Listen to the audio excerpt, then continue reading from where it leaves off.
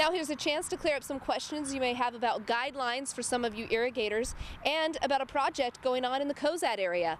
Updates to rules and regulations for groundwater use has been approved by the Central Platte NRD Board, Natural Resource District, of course. And joining us now, we have Lyndon Vogt. He's the general manager there from PNRD. Thank you so much, Lyndon, for joining us there in Grand Island.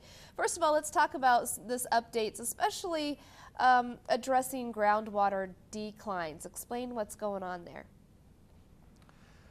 Well, we just updated our rules and regs here, had our public hearing a couple weeks ago.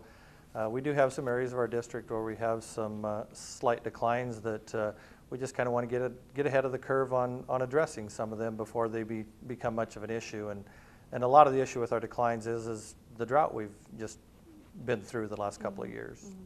And I know sometimes this can become really complicated and hard to explain, but what are some of the things that you decided to go ahead and go through? Are you phasing some things in and out depending on water declines? How does that work? Sure. You know, our rules change address about three things. First of all, we have some soils issues that we've addressed. We've actually relaxed our soils requirements a little bit to encourage. We see a lot of conversion right now to pivot, and we want to encourage that. So our soils rules, we're kind of limiting that just a little bit. Some of our slope soils are poorer soils that could not come under production. We've relaxed them a little bit so them could come on and convert from gravity to pivot.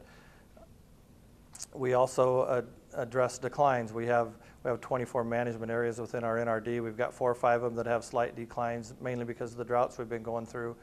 But we address transferring new uses into them areas and no new supplemental wells in them areas where we have declines. And so that's really the main points we hit on addressing declines, is just kind of before it becomes an issue, we want to make sure everyone's aware of them, and we're starting to address them. Absolutely. And one thing we want to touch on too, 30-mile Canal Rehabs. What's going on there? Is this kind of around the Cozad area? What's that? What's happening there?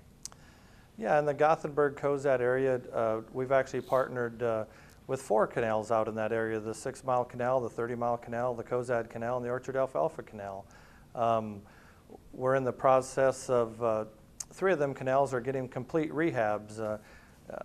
Really, it's an attempt to preserve them canals. They're 100 years old. They've served their purpose, which was to deliver surface water to irrigated acres in that area.